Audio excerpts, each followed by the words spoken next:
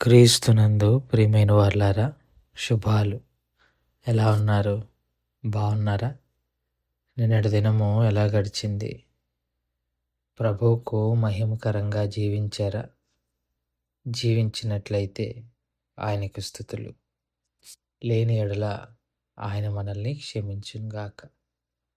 నేటి దిన ధ్యానాంశము మార్కు సువార్త 11వ అధ్యాయము 7-10 వచనాలు చూద్దాం. మార్కు సువార్త 11వ అధ్యాయము 7-10 వచనాలు. వారు ఆ గాడిద పిల్లను యేసునొద్దకు తీసుకొని వచ్చి తమ బట్టలు దాని మీద వేయగా ఆయన దానిని ఎక్కి కూర్చుండెను. అనేకులు తమ బట్టలను దారి పొడుగున పరిచిరి. కొందరు తాము పొలములలో నరికిన కొమ్మలను పరిచిరి. మరియు ముందు నడుచుచుండు వారును వెనక వచ్చుచుండు వారును, జయము, ప్రభు పేరట వచ్చువాడు స్తుతింపబడునుగాక, వచ్చుచున్న మన తండ్రి అయిన దావీదు రాజ్యము స్తుతింపబడుగాక, సర్వోన్నతమైన స్థలములలో జయము అని కేకలు వేయిచుండిరి. దేవుని వాక్యాన్ని మన వెనికిల్లో దీవించి ఆశీర్వదించునుగాక. ముందుగా సంఘమంతటికి కూడా మట్టల ఆదివార శుభాలు తెలియపరచుకుంటున్నాను. దేవుడు మిమ్మల్ని దీవించునుగాక. మట్టల ఆదివారం సమయానికే మన ధ్యానాంశం కూడా కరెక్ట్గా అదే రోజు వచ్చి ధ్యానించుకోవటానికి దేవుడు అవకాశం ఇచ్చారు. అది దేవుని కృప. యేసు ప్రభువారు 2 శిష్యులను బేతనియా బెత్పకేకు ఎదురుగా ఉన్న మరొక ఊరిలోనికి పంపించి ఒక గాడిద పిల్లను విప్పుకొని రమ్మంటారు. అక్కడున్న వారు ఏం చేస్తున్నారంటే ఇది ప్రభువుకు కావాలను అని చెప్పమన్నారు. వారు పోనిచ్చారు. తీసుకొని రాగానే ఆ గాడిద పిల్ల యొద్దకు యేసు దగ్గరకు తోడుకొని వచ్చి తమ బట్టలు దాని మీద వేయగా, శిష్యులే తమ బట్టలు దాని మీద వేశారు. ఆయన దానిని ఎక్కి కూర్చున్నారు. అనేకులు తమ బట్టలను దారి పొడుగున పరిచి, కొందరేమో తమ పొలంలో నరికిన కొమ్మలను పరిచారు. ముందున్నవారు వెనుకున్నవారు, జయము, ప్రభు పేరట వచ్చేవాడు స్తుతింపబడుగాక అని, వచ్చుచున్న మన తండ్రి అయిన దావీదు రాజ్యము స్తుతింపబడునుగాక అని, సర్వోన్నత స్థలములలో ఆయనకు మహిమ అని కేకలు వేస్తూ యేసు ప్రభువారిని యెరూషలేములోనికి తీసుకొని వెళ్ళినట్టుగా మనం చూస్తాం. ఇదంతా ప్రవచనం యొక్క నెరవేర్పు. యేసు ప్రభువారు అది ఎక్కి కూర్చున్నాక దారి పొడుగున కొంతమంది తమ బట్టలను పరిచారు. ఇది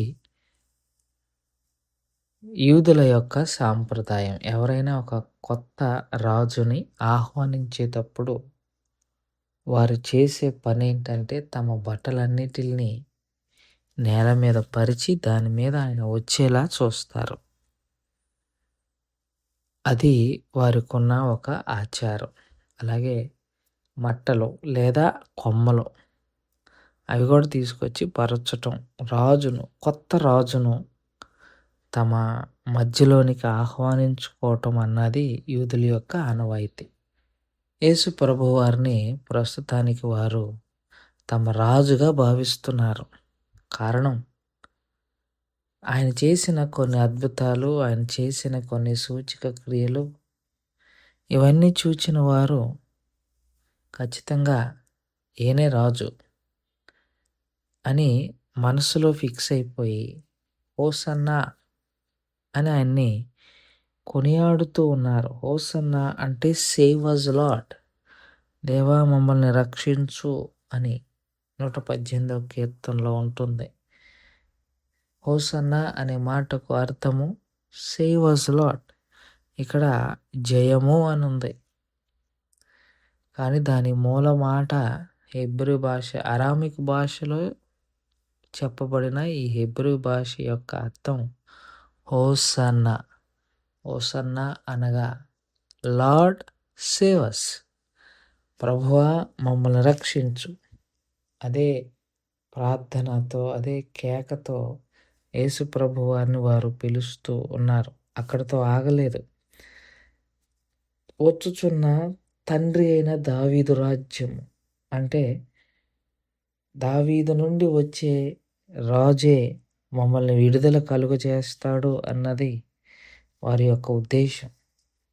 దావీదు వంటి రాజ్యము వారికి కావాలి. దావీదు తన శత్రువులందరినీ పాదాల కింద పెట్టాడు. ఒక్క యుద్ధం కూడా ఓడిపోలేదు. శత్రువులందరూ కూడా దావీదుకు అణిగిమణిగి ఉన్నారు. సో ఇప్పుడు ఈ ప్రజలు కూడా అదే ఎక్స్పెక్ట్ చేస్తున్నారు. రోమా సామ్రాజ్యపు అణిచివేత నుండి మమ్మల్ని రక్షించేవారు రావాలి అన్న కోరికతో యేసు ప్రభువారిలో ఆ లక్షణాలు వారికి కనబడటంతో యేసు ప్రభువారు దావీదు ద్వారా రాబోతున్న దేవుని రాజ్యము అని వారు అనుకుంటున్నారు. అలా అనుకోవటంలో తప్పులేదు. అండ్ అలా రావటంలో కూడా పొరపాటు జరగలేదు. యేసయ్య వచ్చారు, కానీ వాళ్ళు ఊహించిన రాజు కాదేనా. అది వాళ్ళు ఊహించే రాజు తమకు విడుదల దేంట్లో నుంచి, ఈ బానిసత్వపు బతుకు నుండి. కానీ యేసయ్య కూడా వచ్చింది ఏంటి, విడుదల. కానీ ఎందులో నుంచి, పాపంలో నుంచి విడుదల, మనల్ని విడిపించాలి అని. సరే, వారికి అర్థం కాలేదనుకోండి, తర్వాత పక్కన పెట్టేద్దాం. అలా యేసు ప్రభు వారిని స్తుతిస్తూ కొడియాడుతూ మందిరంలో యెరూషలేము పట్టణంలోనికి వారిని ఆహ్వానించారు. ఆహ్వానం అయితే బాగుంది, కానీ దేవుని ఉద్దేశాలకు అనుకూలమైన ఆహ్వానం కాదది.